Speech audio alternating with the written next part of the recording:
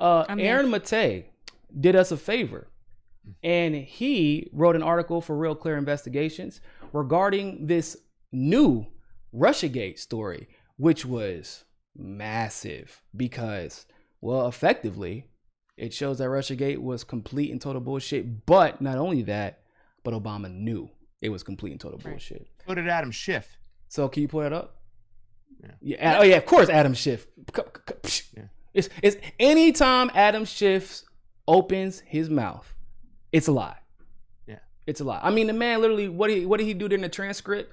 When he was, this is what it would sound like if Trump was threatening him or bullying him. Like, what the hell? Over there. So I want to give a shout out to Aaron Matei because he wrote this story and he's been debunking Russiagate pretty solidly for a while now. Now, I was debunking Russiagate at the same time, but at the time I had like 1,500 subscribers. Most of the time I was debunking it on Facebook for the old people and the boomers.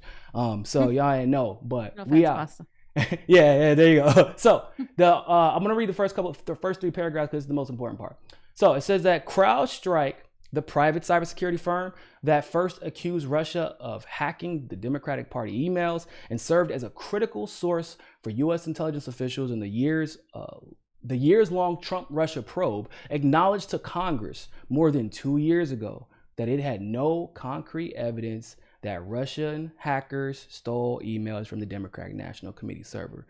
It goes on to say, the CrowdStrike president, Sean Henry's admission under oath in a recently declassified December 2017 interview before the House Intelligence Committee raises new questions about whether Special Counsel Robert Mueller, intelligence officials, and Democrats misled the public. Raises new questions. I feel like it confirms the fact that we knew they were full of shit. The allegation that Russia stole Democratic Party emails from Hillary Clinton, John Podesta, and others, and then passed them to WikiLeaks, helped trigger the FBI's probe into now debunked claims of a conspiracy between the Trump campaign and Russia to steal the 2016 election.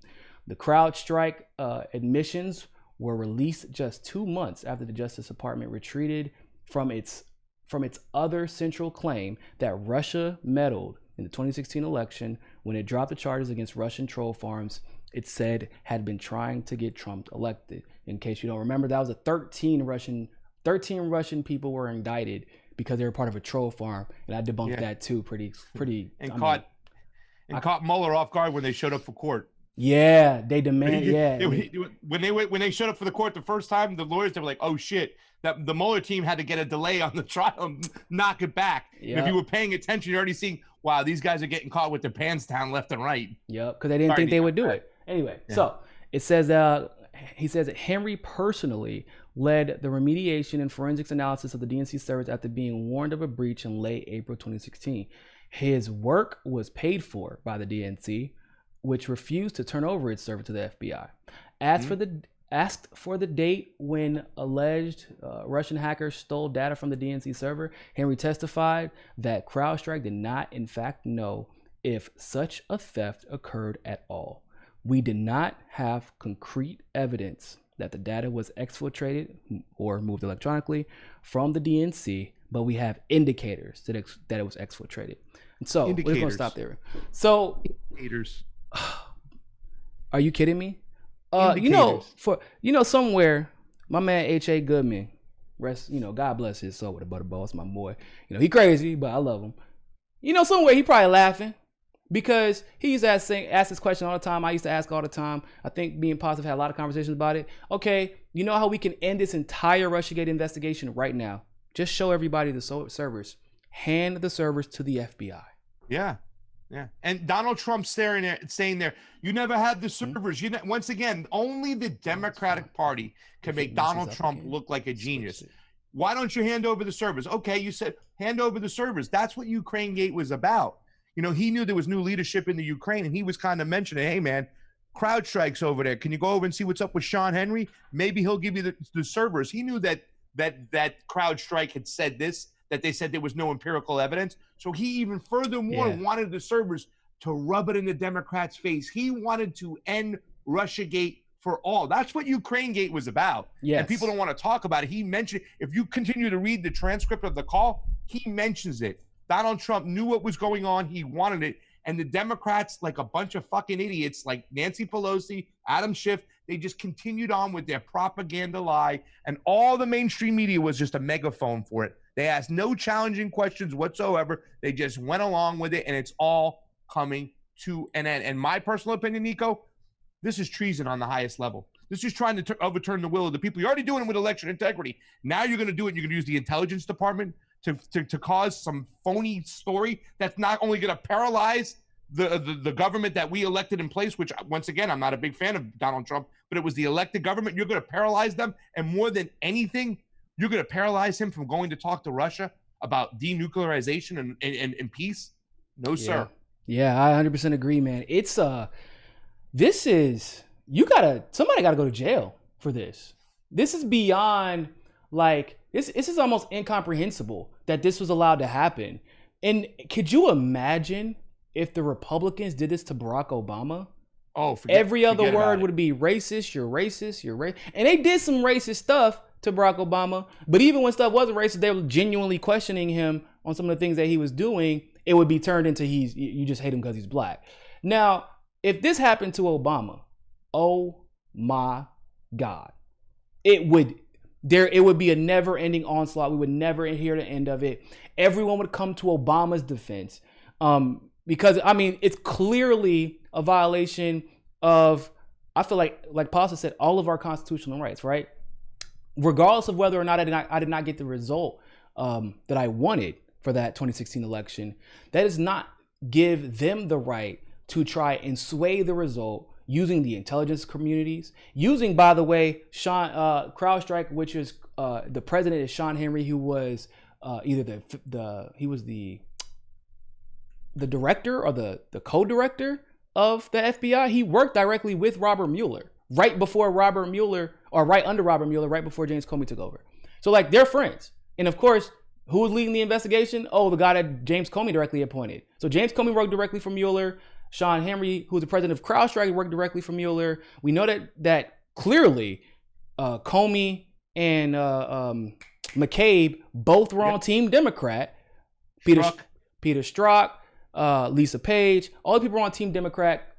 Henry's on their team. How is this not a conflict of interest? And how do you not see this as anything other than a coup attempt? Yeah. And they ruined people's lives. They ruined General Flynn's life. That was not right what they did to him, whether you like him or not. And Manafort got different treatment than the Podestas. The same thing that Manafort did in Turkey, the Podestas were along there with him. And the Podestas got off scot-free, and they went to jail. Because why? Team Democrat gets away with it. And they have the Justice Department, the intelligence community they want. Yeah, Turkey and the Ukraine. Podesta was guilty in both instances, just like Paul Manafort. And what makes it even more sickening, bro, is the fact that all the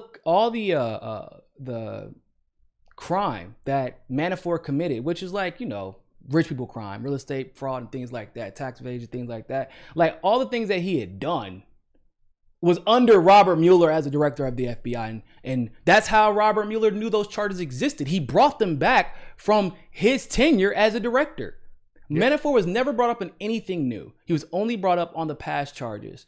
And so so Manafort is probably going to get released. I think no, he's not going to be released, but he was convicted of what he did in the past. So that's why he's there. Not anything to do with Russiagate. Flynn is released. Trump has been exonerated. He was exonerated from the impeachment. He was exonerated in the Mueller report, which, by the way, let's be honest. Why the hell did it take so long to complete that report, Pasta? If very early on, you already knew that you could not say with beyond a shadow of a doubt that Russia, in fact, did steal those emails and hack that server. You couldn't say it. And so why the hell was there even? You know what that looks like when a cop kills a black man? You throw that. There's no indictment. We're throwing it out. Move on. Next thing. But it's the elite. It's the money in the waters, right? You got to keep the waters muddy as can be. Let's no matter whatever Manafort or Flynn went to jail for, the perception, the narrative was that they were helping Russia. Oh, Flynn didn't release the fact that he had conversations with a Russian ambassador. Yeah, but they were having conversations, a normal conversation with an ambassador about sanctions between Israel or something. It had nothing to do with what they kind of framed it as. Manafort, who went to jail for issues on Turkey, but it was in the public perception by the mainstream media. Oh, his ties to Russia. And what's the other tactic? Delay the information coming out as long as you can. This information, it was 2 years ago they knew. but they delay. Why? Because they can keep that narrative going on and on and on and on and on. I say the mainstream media succeeded with their Russiagate narrative because a lot of people still say Russia. They still say Putin. They still, they still play the Russia card. The McCarthyism in some way has worked, especially has worked on the low-informed voters. And they used every single tactic in the book. Actually, no, I don't think that the Russiagate worked as much as people think it has. I hope. Whenever they did a poll, whenever Russiagate was at its peak, when it kept saying, "Oh, the walls are closing in," even then, most Democrats didn't believe it. I mean, let alone Republicans. And independents overwhelmingly just didn't care. I think it's people who are older. Older people watch mainstream media and just swallowed it right up. But exactly. I think what this speaks to is the tit for tat in our government. Both Democrats and Republicans are corrupt. This comes out, it's ruining Obama's legacy. Not really. Obama's legacy has been put into question for a long time now. And I think a lot of people have just been waiting for that last part. And I think there are some people that are never going to talk negatively about Barack Obama. They're just going to push everything to be, oh, they're racist. The Republicans are racist. But then there's the other side, what the things Donald Trump has done, the things other Republicans have done, right? So this just shows you that they're constantly trying to one up each other in regards to who's more corrupt and who can get away with it and lie to the American people. Because yes, Obama's corrupt, but it's not like this administration hasn't done its share of corruption. So they're always going to go back and be like, oh, yeah, but Trump. Oh, yeah, but Obama. Oh, yeah, but no, this is the whole system. It's got to go. The whole system as a whole. This type of corruption over here and what the Democrats did, like you can't say that Donald Trump has done something equally to this matter. Yeah, he actually hasn't yet. I mean, this is something unique in its own self. And yes, we can go back to the Iraq days with Dick Cheney and Halliburton, all the contracts. It was disgusting as can be the way they lied us into these wars. But this particular situation right now has to be looked upon for what the Democrats did, and the Democrats need to pay a price because that's the whole thing. They keep on saying the Republicans are corrupt. Hey, yeah, well, you're corrupt too, buddy, and you got caught, and they were all behind it and trying to overthrow a president, a duly elected president, with this kind of crap. I don't know if I've ever seen anything as unprecedented as this, using the intelligence community and the State Department. This is some Game of Thrones shit played out right in front of us. And, they're making Trump look like a victim. And again, every single time they do that, they basically reelect. They're going to reelect him. Not just him, but Republicans. And that's what we've been seeing. Yeah. Republicans are winning seats in Congress right now. And I would make the argument. So first of all, I think both of you both make good points, right? They're both exercising corruption, but they're just, it manifests in different ways depending on whether you're talking about Obama or Trump. Now, I do believe Obama's level of corruption was just insane because I don't think he was the main guy at the helm. I think that he was a puppet of all puppets and he was just a face behind a lot of it. I think he's an egomaniac. And they always say, if you don't play ball, we're going to fuck your career up and your reputation up. And he's like, okay, cool, whatever. I'll do whatever you want. But in that same breath, I agree with Pasta because we could finally move on to just going after Trump on every single thing. We try to. It's hard to keep up. But the problem is we haven't even addressed what Obama did.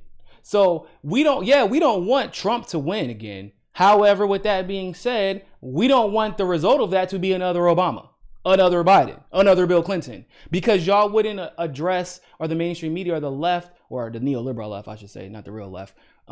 They wouldn't address in any substantive way all the corruption of Obama. I mean, bro, when you're talking about selling, you allowed your administration under the tutelage of Hillary Clinton to finesse giving away like 25% of our nuclear uranium to a private company in Russia.